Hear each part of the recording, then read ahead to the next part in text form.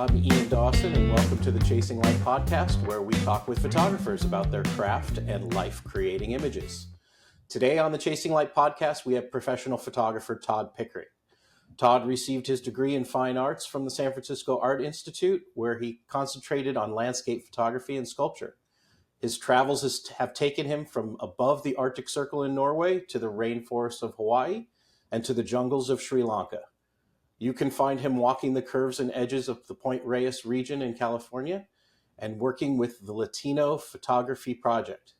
His clients include Opus One winery, Goldman Sachs, Guide Dogs for the Blind, Sunset Magazine, San Francisco Chronicle, and many, many more. Todd is a workshop instructor with Visionary Wild and also runs workshops around Point Reyes. Todd's fine art prints are represented by the Still Point Gallery of Inverness Park, California. I met Todd on a workshop in Death Valley this past March, where he and Jerry Dodrill were the instructors, and we had a great time. Thank you, Todd, for coming on the Chasing Light podcast. Really appreciate it. It's great to be here, Ian. And that was a great trip in Death Valley. That was an excellent time. We had some incredible weather. That was beautiful. Yeah, we got some nice lighting. We got clouds, and it didn't rain, but it was raining all around us. So that was kind of cool. So. Yeah. It wasn't too hot, wasn't too cold.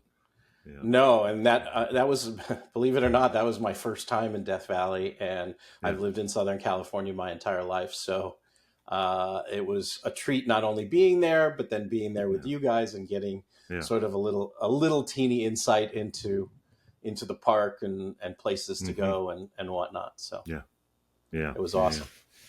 Yeah.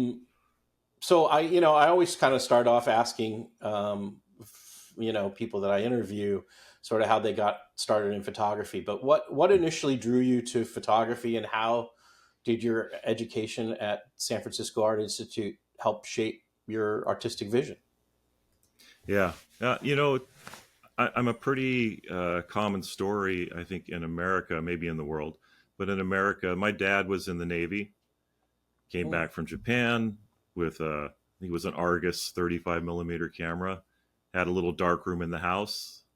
So as a young kid, I had the smell of fixer and developer in my nose. Well, that explains it all, Todd. That's right. That's exactly. But that magic red light coming from the bathroom, like, what was he doing? It was this, and to see that you could make a picture come to life. So I think that was the initial aspect. But then, I think that time in history, I was born in 1960, and all of these cameras were coming to be, leaving the Brownie and those sort of cameras into the Instamatics and then all the 35 millimeter cameras that were coming. My brother was a photographer through high school and into college, and I looked up to him.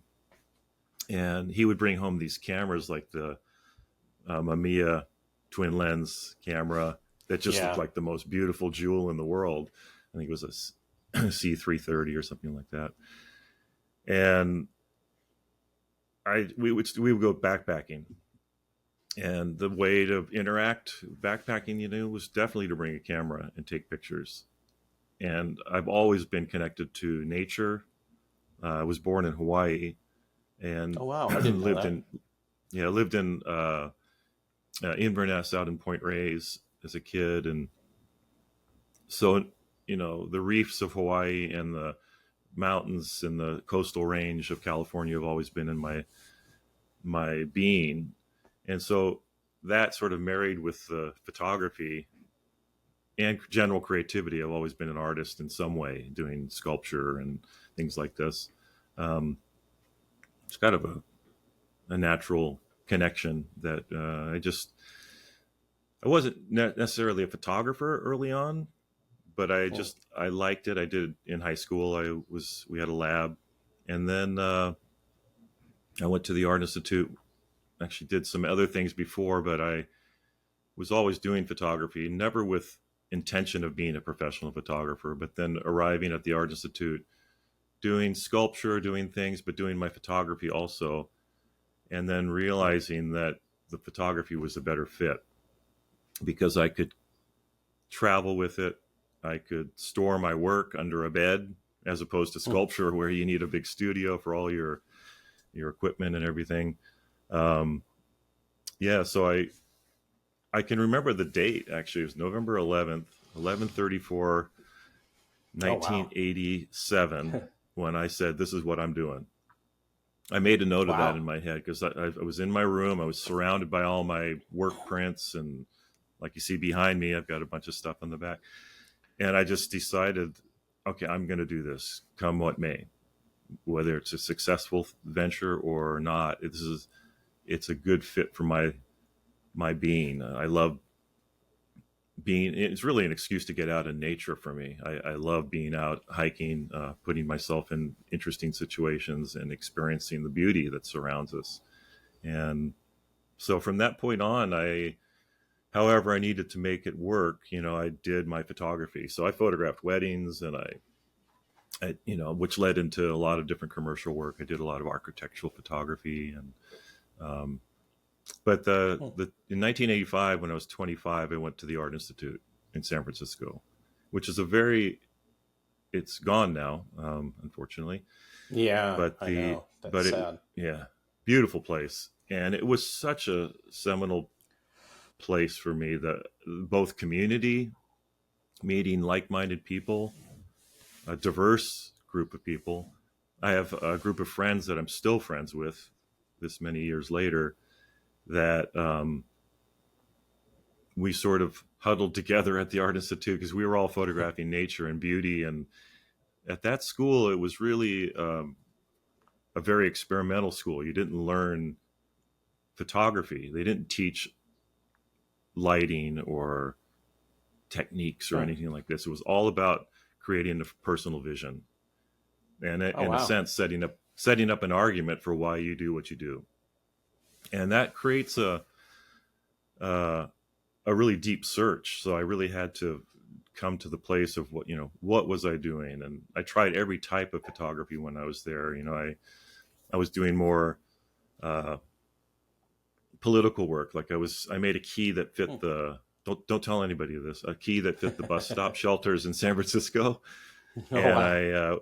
I was going, and I wasn't doing vandalism. I was using blank ones, the ones that were empty, those backlit ones. Sure, And sure. I was making mural prints and putting them in, and things like that. And I was emulating my teachers there, which were, something like Hank Wessel Jr., who was more of for lack of a better word, a street photographer, um, Mm.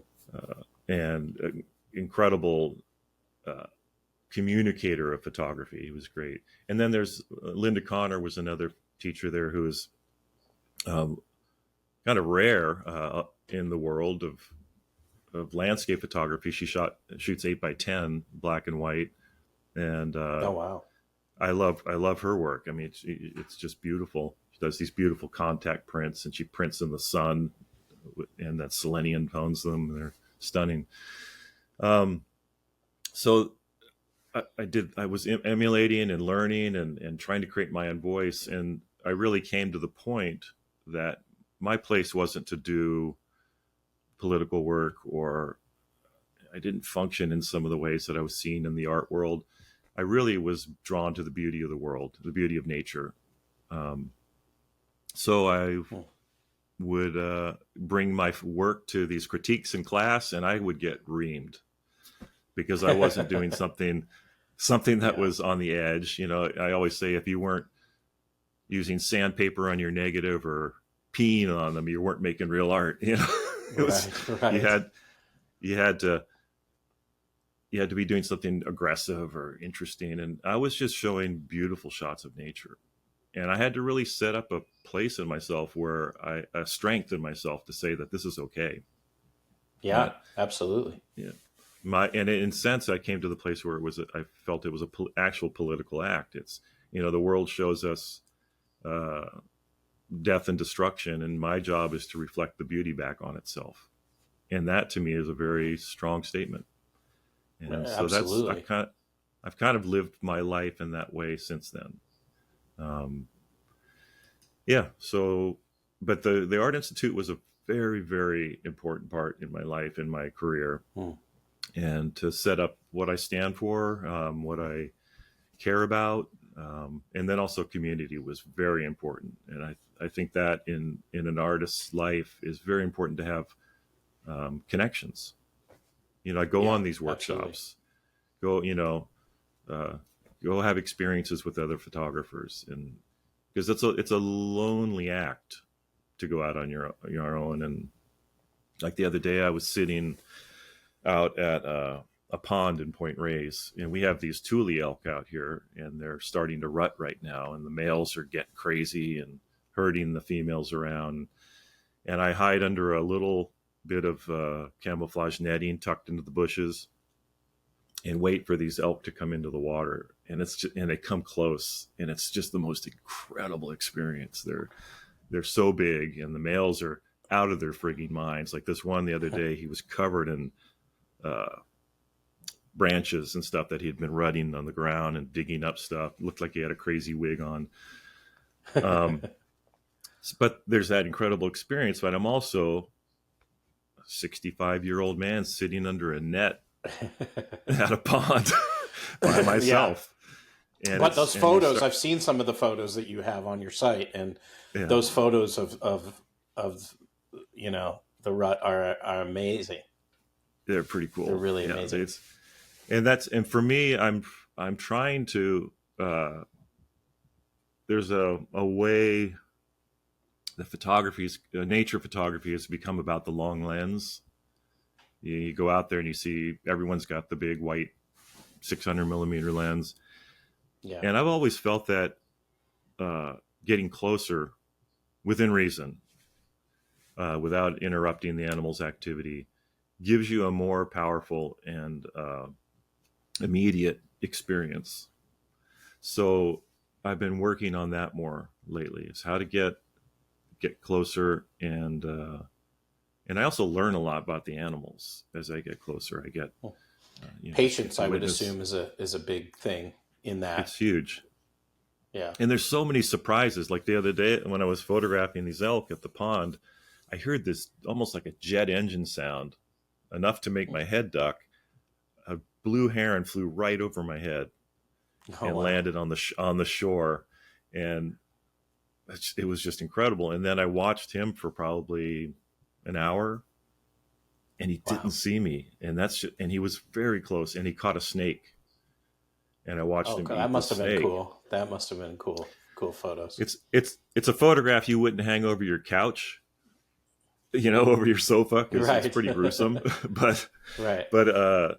but incredible to witness, and just to see how animals function in a very up close way, and in an immediate. I live for that as much as I live for the actual final outcome of my photograph. It's the experience of being out there.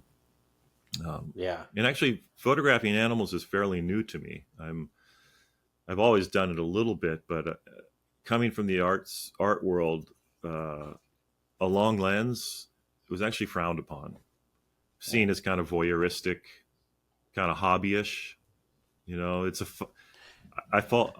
something we can talk about. I fall in this funny space between the art world and sort of let's call it the Galen Rowell world of that kind of that 35 millimeter bright color landscape.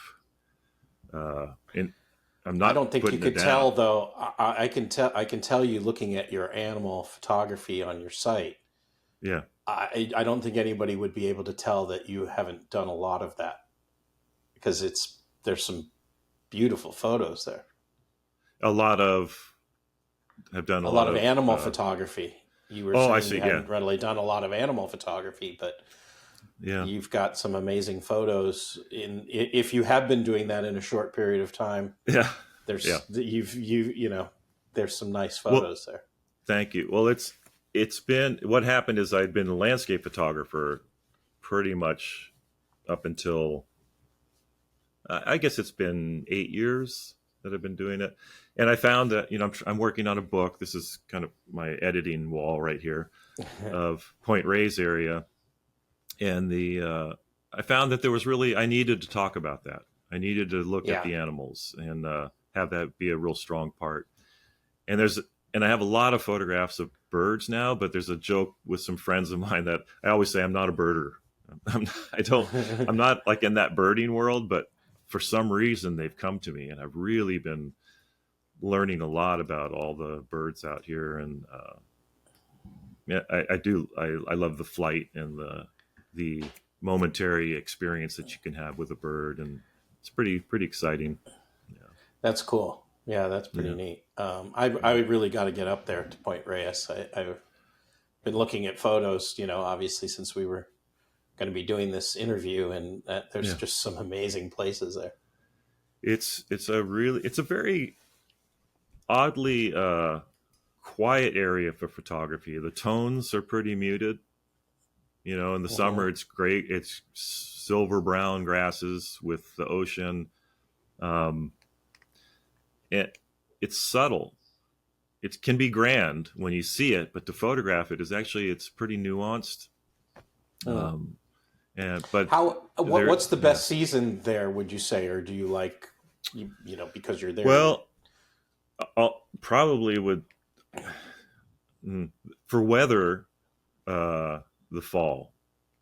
I would Okay. say, because you don't have the heavy fog influence. But for photography, that can be pretty cool. Yeah, that could be nice. The winds have calmed down, which is nice. And then also the elk are in their active range. That the bull elk that's kind of fun to see. Um, but in deep winter, like Jerry and I did a workshop in January this year with Visionary Wild, and the elephant seals are mating at that time. They've pulled out and they're all at Drake's Beach, and it's pretty cool to see. They're Oh yeah, that must be massive neat. animals. They're kind of hard to photograph. They end up looking like big blobs. You have to really work with them. My wife, I'm going to show you a picture. This is not mine. This is my wife's. But check this out. Oh wow, that's It's a, amazing. that, isn't Yeah, that cool? that's It's cool. a baby elephant seal, and so you have to kind of look for those moments that can separate them out from that blobness that they are. But Yeah, yeah. I'd say the fall is great, but then there's like right now there's a perfect blend of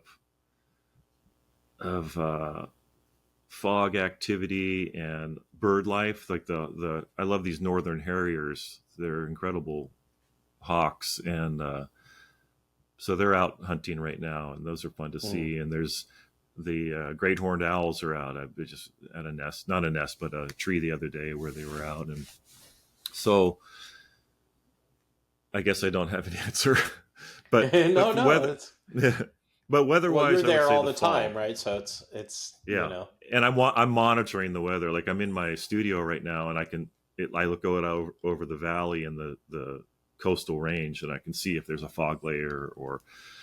Um, but I would say come in the fall. So I'm actually saying come in the fall. Let's go for a hike. okay. All right. I'll take you to some spots. It'll be fun. Yeah, Nice.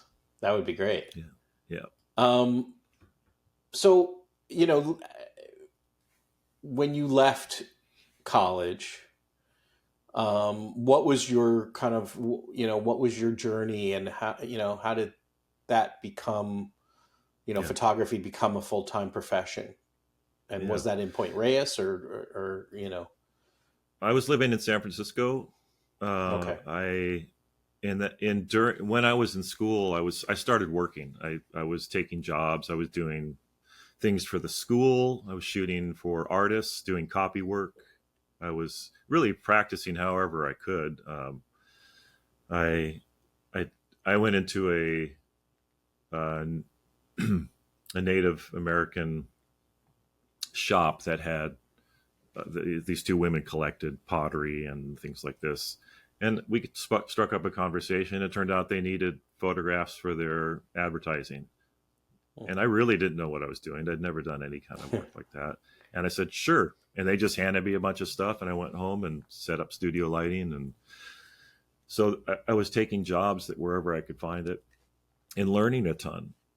And I'd have to say, even doing the weddings, not even doing the weddings, it's probably one of the most difficult things to do because it's happening once. You have a lot of emotions.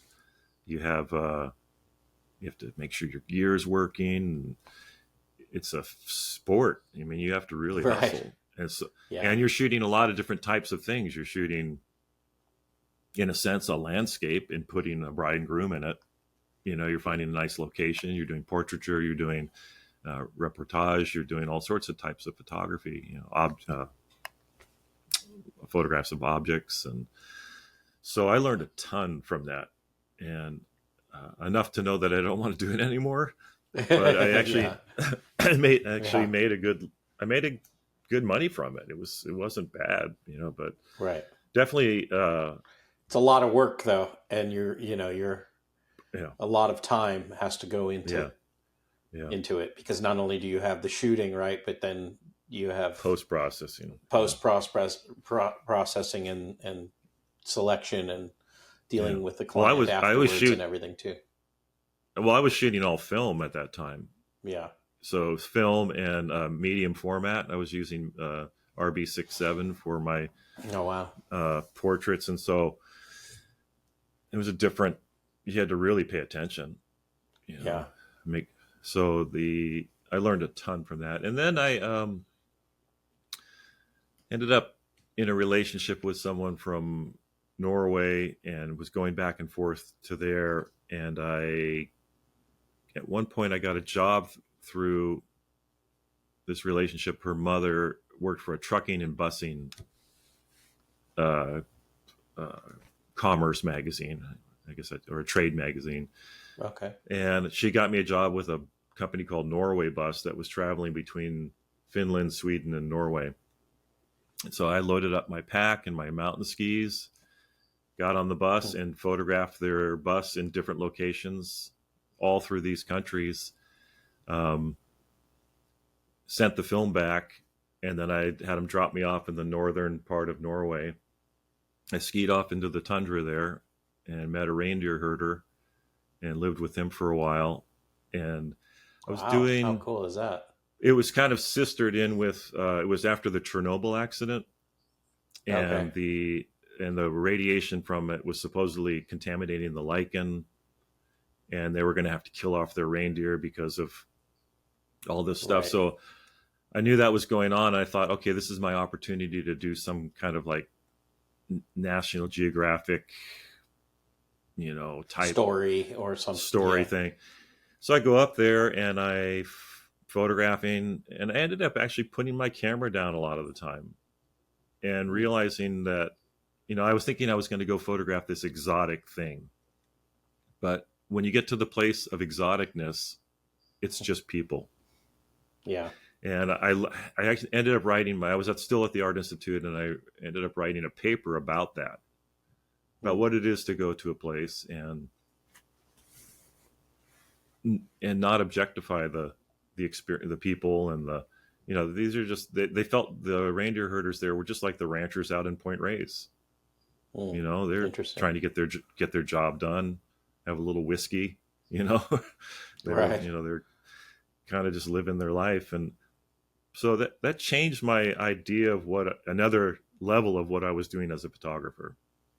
That didn't seem to be a fit for me. So, but it was an incredible experience. I was really, I was out of my element, and it was really fun. So that job, shooting for that, to have my work in a magazine of a place that was interesting, and I did that. And then also at that time, a friend of mine, Steve Babbitt, who's a photographer, he lives in Utah now, in Capitol Reef.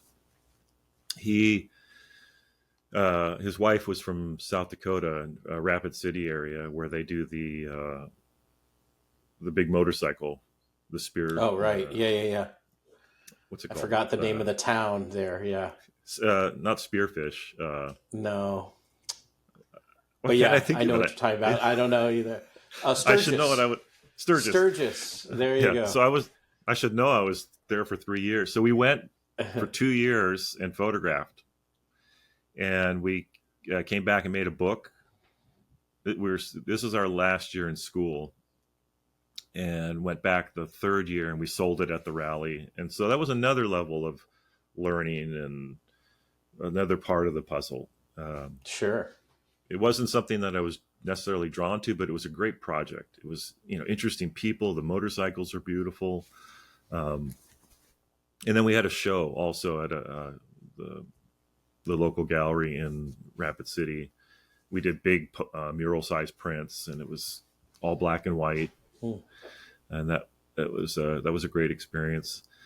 So that you can see it's a big patchwork of things that I've done that started to, that would support. And as you know, as what you do, you have to create your work.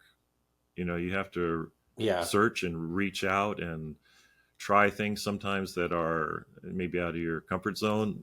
But for me, I always want to be working. I want to be either working for myself, doing my own work, or I love when I can step away from my own head and my own personal work and have a project that I need to do for someone, like a winery or something like that. It just allows me to practice my craft and get paid, take a little bit of the pressure off on that level, which is, I know you understand this, exactly what I'm talking about. It's a real good feeling when you're being supported. So, exactly. And also in that time, go ahead. Yeah. No, go ahead. Well, I was going to say, in that time frame, I was also pursuing galleries. There was one gallery named Dolby Chadwick Gallery in San Francisco. I got my work in there. And then also up in Sun Valley, Idaho, the Anne Reed Gallery was in there. But the galleries just never seemed to be a fit. Okay. In the sense that for me, I wasn't at a high enough level that my work would a lot of times just end up in drawers, and they might show it too. But at the same time, there was a place right when the internet was starting,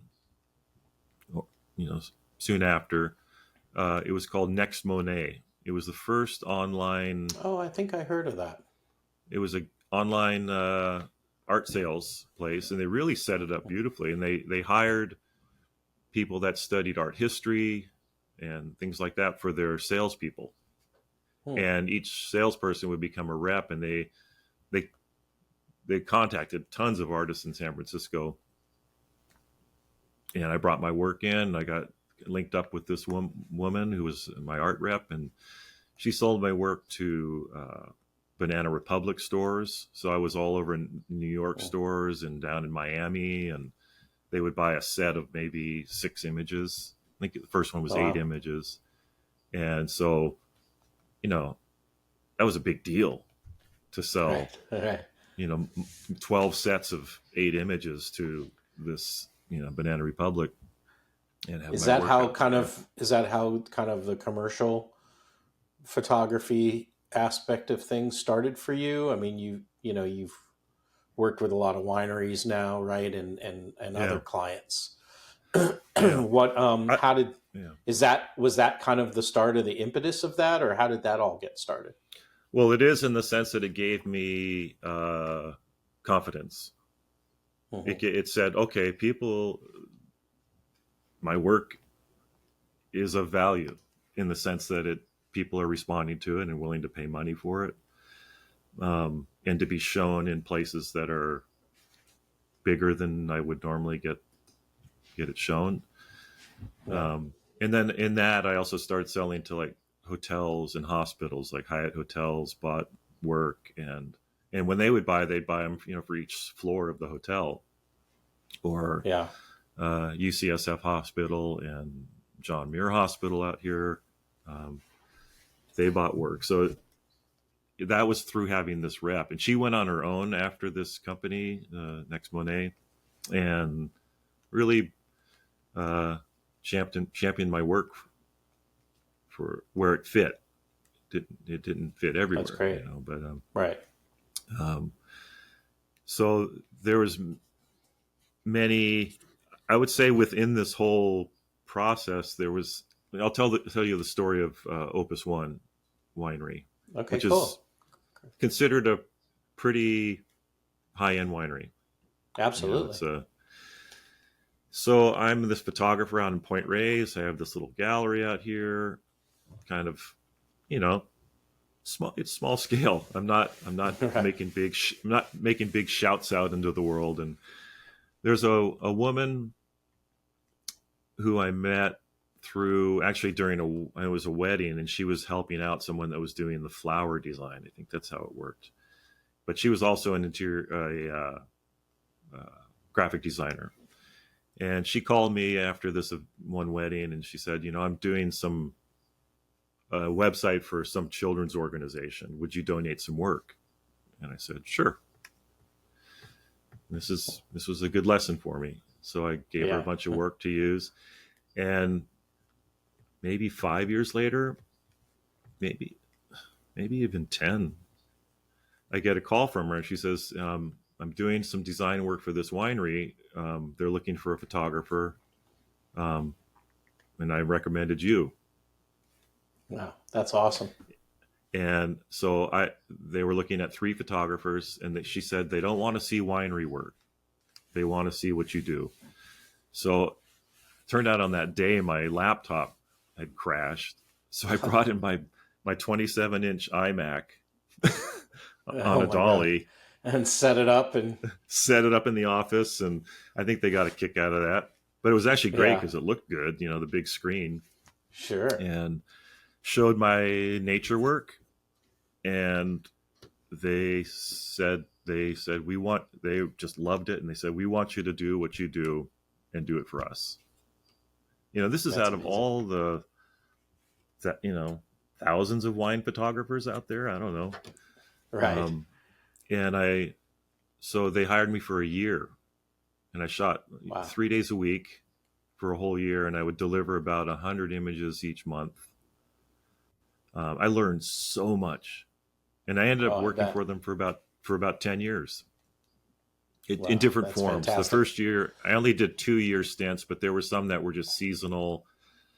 But, imagine going to a winery. Well, let me just finish that. That was a great lesson, that to participate however you can, and don't be afraid to give your work away for good things. Yeah. I continually do that. I every year I give work to Wild Care, which is an animal rescue place. Mm-hmm. And that's great. And I usually end up making a sale. Someone sees the piece I donated and they want to buy it after the auction. So it's not, or you get a referral like you did years later, right? Yeah. So. And you don't do it for that reason, but in fact, it's kind of a funny mind game to play as you're going through the process. It's like you can't own it, can't hold on too tight with it. But I've learned that there is something in doing good things that can come back to you. But in shooting for that winery, imagine after the first month, you've gotten all the sort of winners, right? You've done the close-up of the grape. You've done the shot of the winery. You've done kind of all the things. You've used all your tricks, right? Your standard tricks of composition and whatever. So I had to dig deep to shoot a year there. I had to really, I bought new lenses to get different, it's a different vocabulary with a different lens. So I had to really work to come up with something fresh each month. In fact, to the point where I'd call my friend, I mentioned Steve Babbitt, and I'd call him and say, Steve, I don't know what to do. I've kind of run out of ideas. Right. He said, I've done everything. And the best thing he said was, put down your camera and just go walk the vineyard for a day. Just take the pressure off. And that was huge. And I bet you discovered some other things because you were looking at it differently at that time, right? Yeah, and also taking off that, I always say I'm like a dog with a ball. I want to get it. Get that shot. And to take that pressure off and to release the creative juices a little bit. And because there's, as in the work you do, there's pressure. You need to deliver. right? Yeah. And Yeah. so how do you work with that, the stress of that needing to deliver and allow your creativity to flow at the same time? They're kind of in conflict with each other.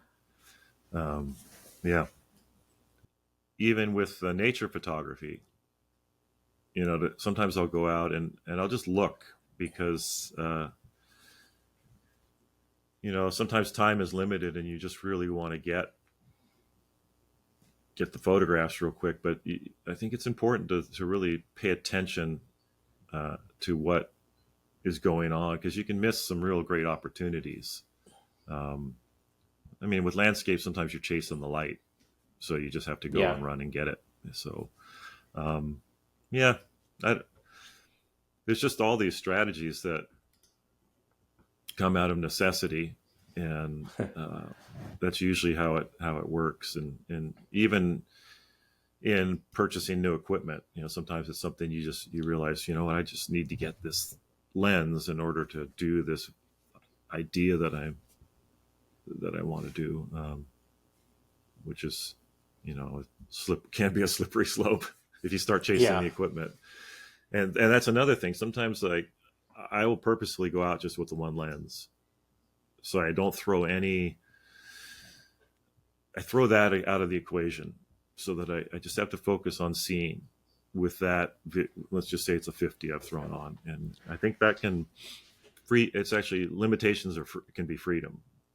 Yeah. For creativity. So I try to remember these things, and I get sort of discombobulated when I go out some days and my mind's not in the right space. I'm just not feeling it. I'm not just not in the right headspace, and I just, it's not the day to take pictures. So I'll just try to enjoy it as much as I Yeah. can. Like, I have a Leica Q2, and it has a fixed lens, and yeah, I don't use that all the time, but I do love yeah, taking it out and being forced to have to work with one lens. And yeah, you yeah, know it really does push your photography and your creativity in yeah, that way. So I do yeah, like that. absolutely. Yep, yep.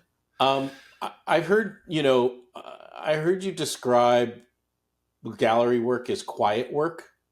What does that mean for you, and how do you achieve this, the quality in your images in terms of what you're selecting Mm-hmm. for stuff to be Yeah. gallery?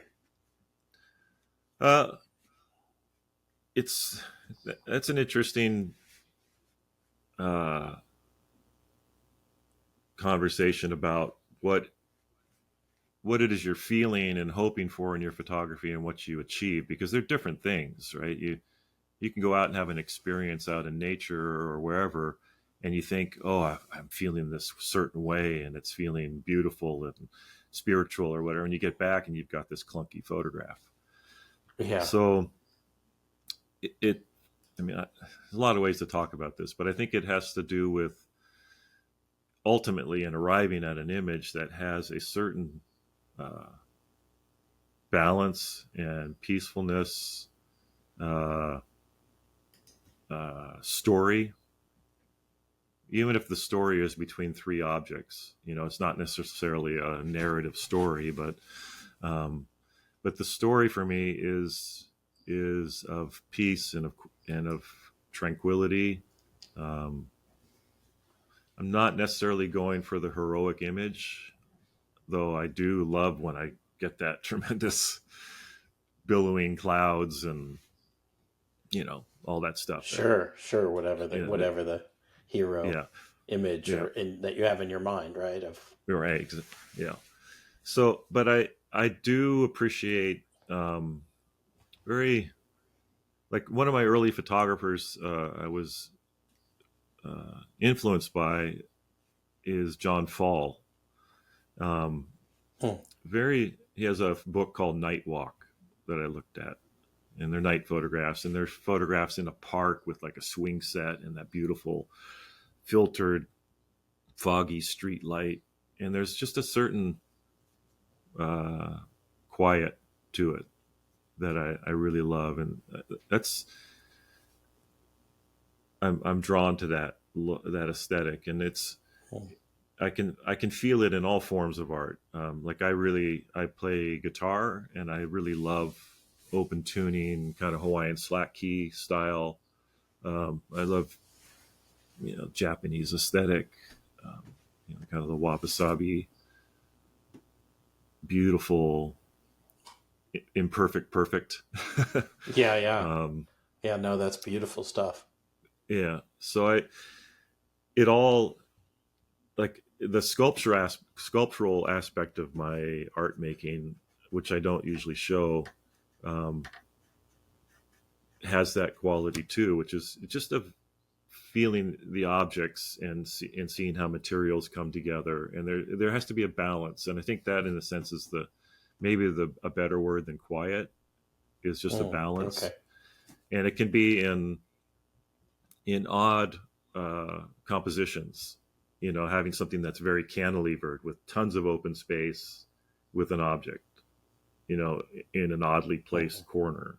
That weight of that giant open space is balanced by that. So finding relationships and balance, and but for an image to pass my muster when I go to edit, I'm pretty ruthless. I'll go out and shoot, and maybe have, after a day of shooting, one or two images that I know kind of intuitively, and by seeing it in the screen now, that these are the ones I want to work on. And like what you're seeing behind me it's 40 years of work, that I'm working on in a book. So it seems like a lot of photographs, but it's a lot of not photographs that are up there, ones that I've gotten rid of. Yeah. Well, being ruthless in your choices, I think, demonstrates your professional, the years of history, because that is one of the hardest things. It's not only taking the pictures, it's knowing, it's really being able to cull them down, right, to the 1, 2, 5, 10 images that actually resonate, and really have something special. And I'm working on that as well. I also have, like right here, Bill Neal's book, the portfolio book, which I'm not trying to pitch on your, but I'm just saying that whole idea of like, that whole idea of creating these portfolios. And so actually that was going to be one of my questions, is how do you approach, curating your work? I was going to say for a gallery, but there you are behind you, creating and curating your work back there behind you for your book. How do you go about doing that? What's your approach? Well, my first answer is I don't know, because it's part of it is that I've taken the time to edit and print and consider, and I like them all for some different reasons. But when you start looking at bodies of work like this is going to be in a book, that's a whole different animal. That's a thing that needs to hold together on its own. My one sense is I just want to put everything in there, kind of like that Salgado book that's just got, I don't know if you've seen that. It's just massive. The Amazon book. I have that. Is that what you're talking about? No, it's one. I think it's his life's work. Yeah. Oh, okay. And it's just overwhelming. It's too much. So I think I have to, with this process, is to think about, what really tells, in a sense, creates one piece that holds together in the same way that one photograph holds together. Does it have a balance? Does it have that precious quality and quietness and that I love? It has to come from that place of love, right? Of real. I mean, if this is what you're doing for your personal work, for me, it has to, for lack of a better word, the best word, love. It has to have that place where where you can transmit it to the other people that are going to look at it. Are they going to feel that commitment? because I find an artist's commitment to their work a very moving thing. You know, Yeah. it's no small feat to give your life to I've given my life to this. You know, you think about how many times you go out and do your work, Yeah. um, or a musician, you know, the amount of lonely time practicing and writing lyrics and uh, performing. Uh, you know, it's just that I try to remember that when I look at someone's work, because it's easy these days because of the swipe on the phone, right? Right. To just go Right. through someone's work. But, you know, when someone, I try to remember, I'm not always good at it, but when someone hands me something that they've done or I see some work by someone, I try to be present with it. Um, you know, like a book, because Yeah. it's a big process. Um, you know, filmmaking and all this stuff. It's massive. It's a, Yeah. I was telling other, it's like giving birth, right? So it's your yeah, baby. yeah, it is. Yeah. And Um, so the editing process is that, you know, how to leave things out. But some of the pieces, they are just to stand alone. You know, they are an image unto themselves. And I'm actually like, I'm in two places right now, or three places. There's a store in Point Reyes that I sell my work in. Um, and then there's a okay. place called Post Ranch Inn down in Big Sur Oh yeah, I that know Post Ranch.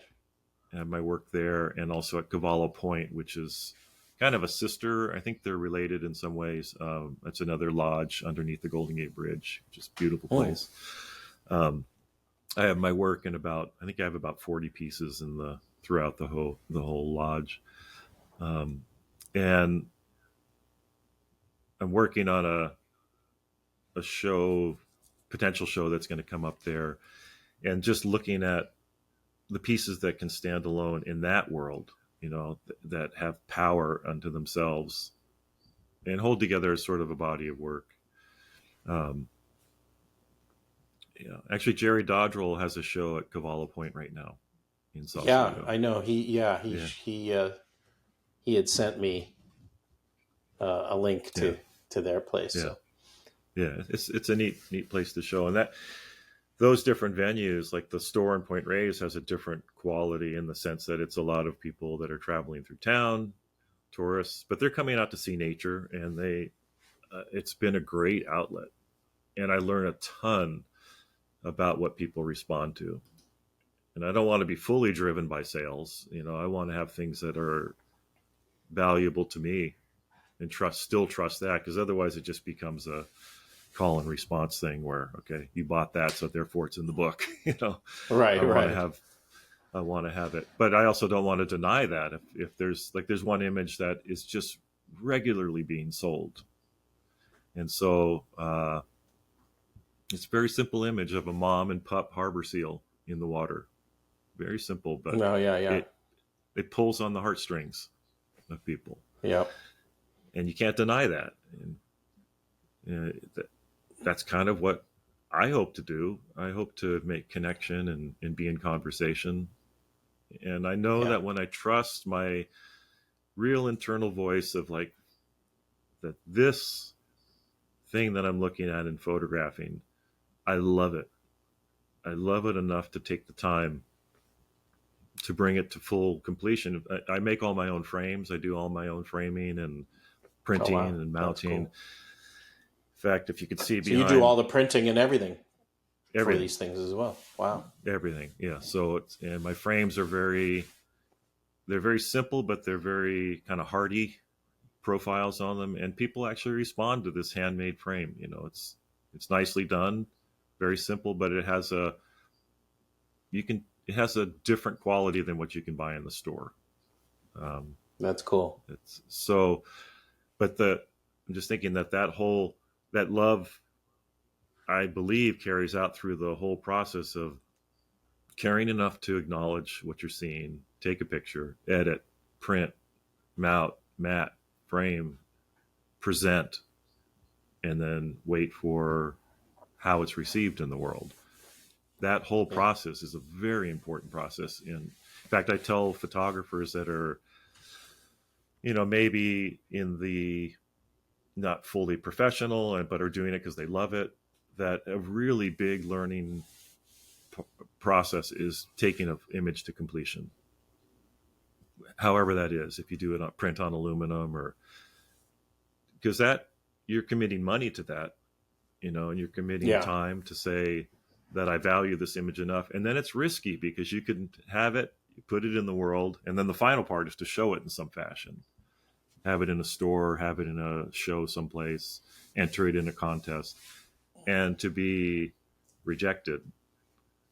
Yeah. Or just getting whatever that feedback is, right? Whatever it is. Yeah. Yeah.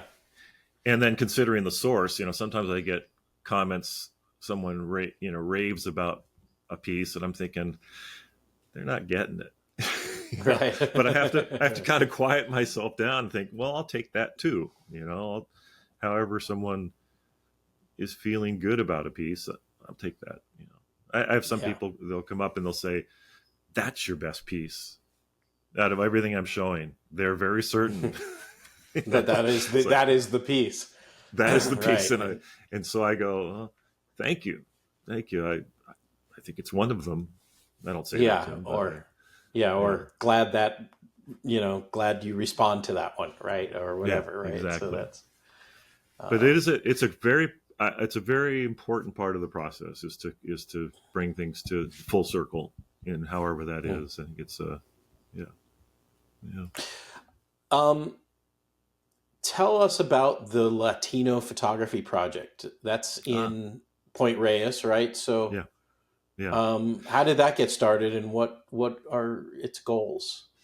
Yeah, so a woman, Nancy Bertelson, out in Point Reyes, and Lucelina. There's a little film made about it on PBS, and it's a great little piece that talks about the Latino Photo Project. She started it. She saw a need and a void in Point Reyes where the Latino community and the Anglo community were living separate lives. You had most of the Latino people at that time were working on ranches, hidden from society, I guess you'd say. Some of them hiding out for good reason. Right. From those earlier ICE raids that we had. Yeah. But she saw a need and a desire. She had a desire to make connections. And so she started this for language learning, for community building, and to teach a skill, teach photography. So she brought me in. I think I was in about maybe 4 years after it was started, and brought me in as a teacher. And, we would shoot. Sometimes there's a project, sometimes it's just people's personal vision, but there's a few little venues out in Point Reyes where we could have shows. There's Gallery Route 1 and another place called Toby's. And we would have these shows, and people would come from the community, and most of the students were women, but there's some guys, a lot of moms, and an opportunity to come out and have a voice in the community and to be seen and have conversations with people that you might not ever have a conversation with. And for me personally, it's opened an incredible amount of experience and connection with people. Now, throughout town, I know so many people in a community that I wouldn't have known.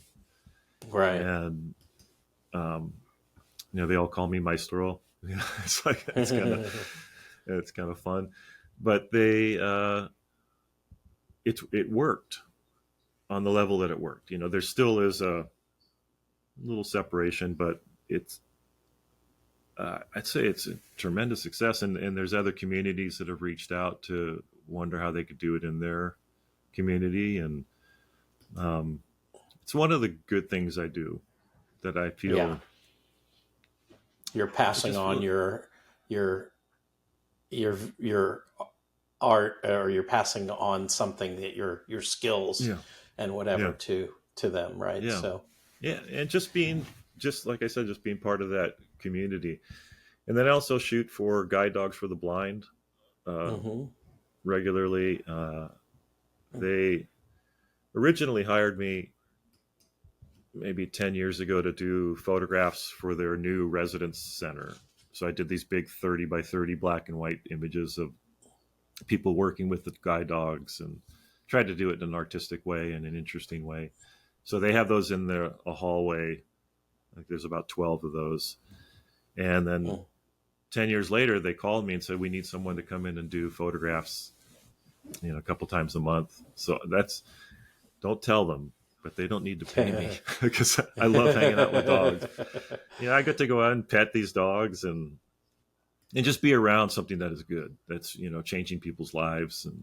And I'm a participant in a very small way. It's like, I'm not training dogs or anything. I'm just taking pictures. Right. But it's just fun to be around. I find those things to be very fulfilling. Along the lines of how giving away work feels good, to support an organization. So, what I've asked this question a lot to different photographers too. Are there photographers or artists that have most influenced your work?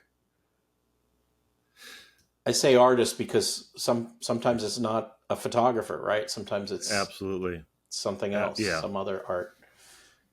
There's been because you have to think about it as an artist. You're a whole being, and I'm definitely influenced by some poetry I've heard, by music I've heard for sure. Sculpture. Early on when I was a kid in Inverness, out in Point Reyes, a sculptor out there named J.B. Blunk, who was, I think he learned with, who's the Japanese woodworker. He was really famous for doing the natural edge. Noguchi, I think his name is. Okay. And J.B. Blunk did these giant redwood carvings, free-form stuff, benches. And I don't know if he did the furniture for Green's restaurant, but I used to go up. I was friends with his son, and we would go up to his workshop up on the ridgetop in Inverness. Just magical place with his giant redwood sculptures all over the property, and go into his wood shop, and he had these little maquettes of his sculptures that he was going to do, maybe a foot tall, that he had made beforehand. Yeah. And they were so beautiful. So I would go home and get pieces of wood and carve my own. And strangely, that influenced my sensibility in the world as a photographer. I think about that. I think going to natural history museums. The one in Victoria is incredible in BC. Some of the native work up there, the wood carving, and there was a museum in Norway, in Bergen, Norway, that had things that were made out of wood. That somehow there is a balance that I see in other art forms that I hold my own work up to, and like, I love guitar. I play guitar. There's a balance in some guitar playing that I find that has, and a peacefulness that is the same quality that I try to achieve in my work. It's not a one-to-one thing, right? Because it's a different medium, but it's a feeling, right? That you're getting. It's a feeling. Yeah. In fact, I think you could play some of my guitar music along with looking at a slideshow of my work and feel something similar. I'd like to think that. Maybe you should do that with your book. You have a little QR code in your book, and you can scan it, and then you get like your images with your music. That would or you can have one of those rub strips that you rub along the side of the picture, and it plays the sound. There you go. Yeah. So, there's, I think definitely the instructors at the Art Institute in all their forms influenced me. Jack Fulton, kind of a free spirit, wild man, lover of nature. My work looks nothing like his, but I was influenced by it. And Hank Wessel, more of a street, like a Gary Winogrand style photographer, influenced me. But it's not a one-to-one again. It's more, and Linda Connor. I think it's their commitment to their craft. That to me was very powerful. Like, I want to do that. I want to be in deep and committed. Yeah. And that's a that was more of what influenced you than their work itself, particularly. Yeah, some of their work for sure. I mean, there's some beautiful photographs that I would look at time and time again, and but not try to emulate it, because I think and one of the things that I did an interview for a class, we had to interview an artist. So I interviewed Hank Wessel, and I asked him about his style. And the thing that he told me is, like, style isn't something you seek out. It's something that happens after the fact of doing the work. And to me, that was a huge wake up. It's like, oh, so you just got to follow your being, do your work, and then reflect back on it. And then you'll start to see a current that goes through your work, a style, let's call it. Do you think that then influences that? Or do you think, because, I've always wondered, like, when you step back and you look at your work, you see, your voice, as a lot of people call it. Does that then influence you to think about it that way? That way, right? You know what I mean? At that point. I do. Yeah, exactly. Yeah. You do I think you can get stuck in your way of your style, let's call it. You can get, but you also maybe shouldn't fight against it. I have a way of, but because photography is such in a sense, a formal act. You're creating that either rectangle or square, that you start to fall into these ways of positioning things, like the classic thing with, we're also European influenced from early painting. I was very influenced by the Hudson River School of Painting, which is, what is that? Frederick Edwin Church. It's the big monumental, oil paintings. Like Bierstadt, and Bierstadt wasn't considered the Hudson School, but these early American landscape painters. And I saw one of his Church's paintings at the Brooklyn Museum back in the 80s. And it was 10 feet tall by 20 feet wide, massive painting. And you could feel the temperature of this peachy, bucolic East Coast scene. You could feel the temperature of the light. It was incredible. I have to say, it was one of the most powerful art experiences I've had. I kind of hate to say it because it's very kind of stodgy and very white man painting, European style, kind of.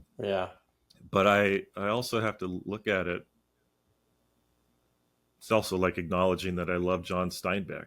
I think he's an amazing writer. I was very influenced by his ability to describe. Whenever I go down towards Monterey and Salinas area, it feels like John Steinbeck.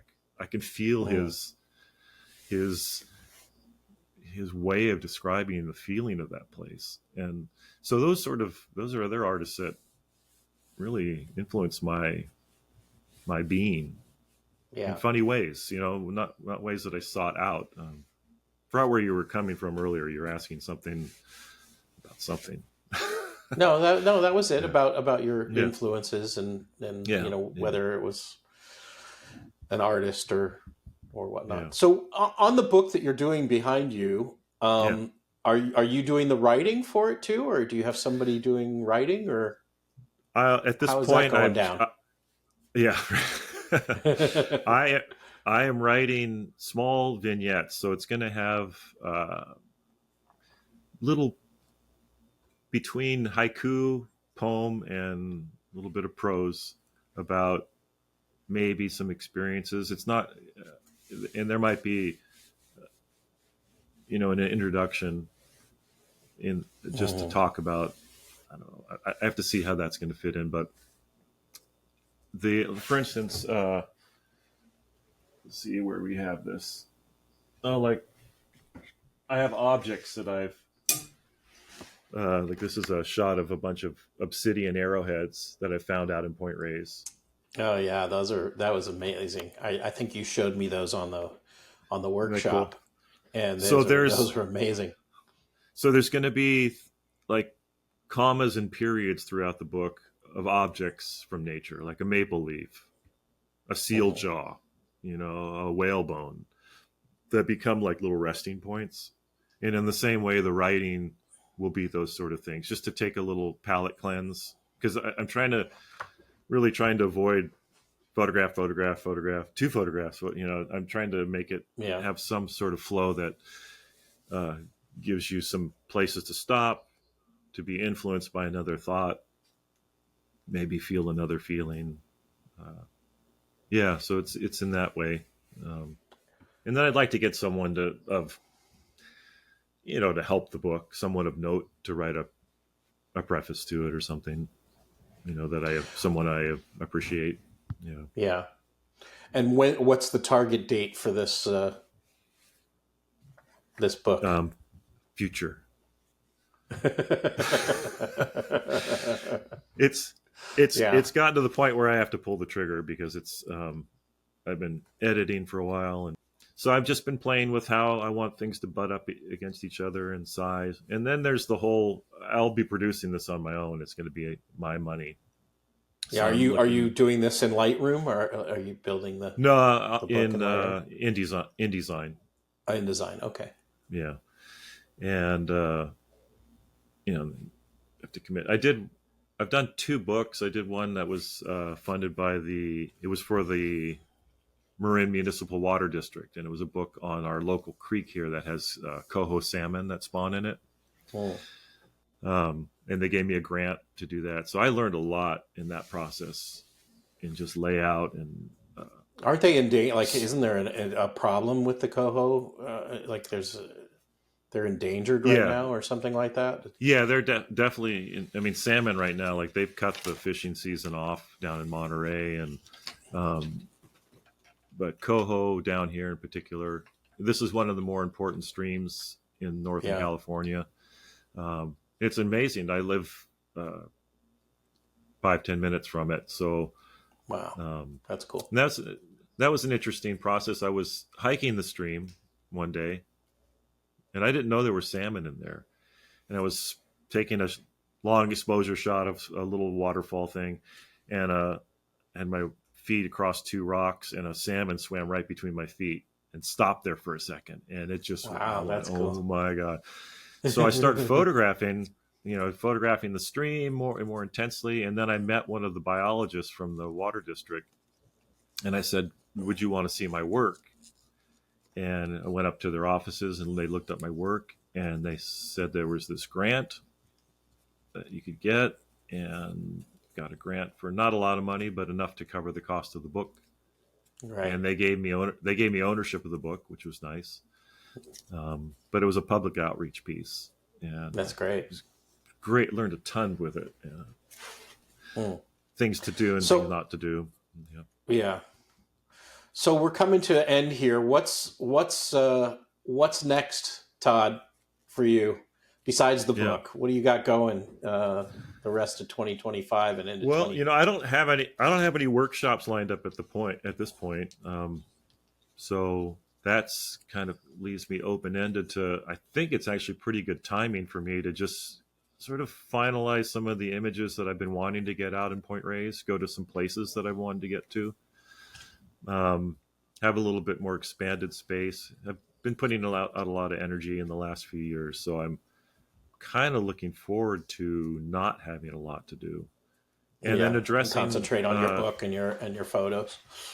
Yeah, just in my printing, and I'm dialing in some of my processes of how I do my framing,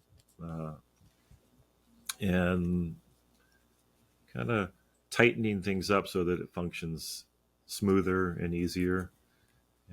And you have other gallery things going on, right? That are happening. So so I'm feeding that stuff when I make a sale, And so my wife and I just had a little show at our local community center. She took on photography during COVID, and we've been enjoying getting out and shooting. And she's been coming up with just beautiful photographs. That's and awesome. So we had a show, and so at the opening, I've got my photography, right? I'm a serious photographer. She sells 12 pieces at the opening. I sold 2. I was going to say, I gave my wife a camera, one of my cameras, and we'd go out shooting, and then she'd like show me some of her photographs.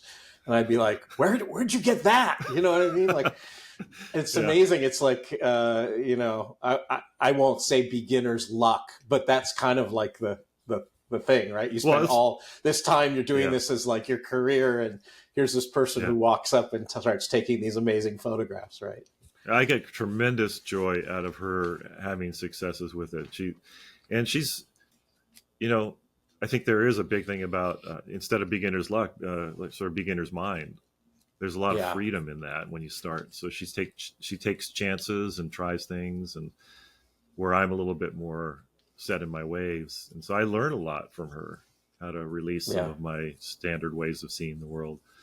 So definitely in the plans in the future is getting out in nature with her more. I enjoy that a lot.